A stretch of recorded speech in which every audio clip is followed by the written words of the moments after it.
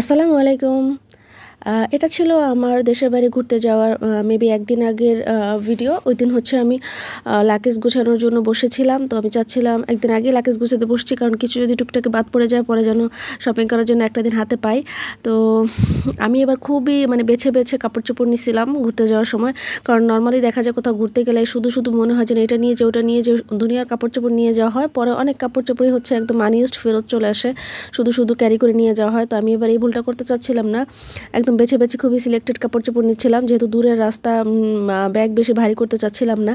কিন্তু তারপরেও হচ্ছে কেমনে জানি আমি তো ভাবছিলাম যে মনে হয় একটা ব্যাগই হয়ে যাবে। কিন্তু পরে দেখি যে আসলে একটা ব্যাগ তো হয়ই নাই। আমার ব্যাগে শর্ট পড়ে গেছে। আমি আবার যেহেতু ঈদের টাইম ছিল, মার্কেট সারারাত খোলা ছিল। আমি আবার চলে গেছি মার্কেটে গিয়ে ব্যাগ কিনে ইনস্ট্যান্ট ব্যাগ কিনে এনে তারপর কাপড় গুছাইছি। এই যে একটা ব্যাগ নিয়ে বসছিলাম, এখন ৩টা হয়েছে। কিন্তু এটাও কিন্তু শেষ ছিল না।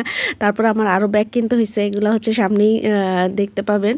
তো এখানে মোটামুটি শেষ করছিলাম, কিন্তু ফাইনাল টাচ আরও বাকি ছিল।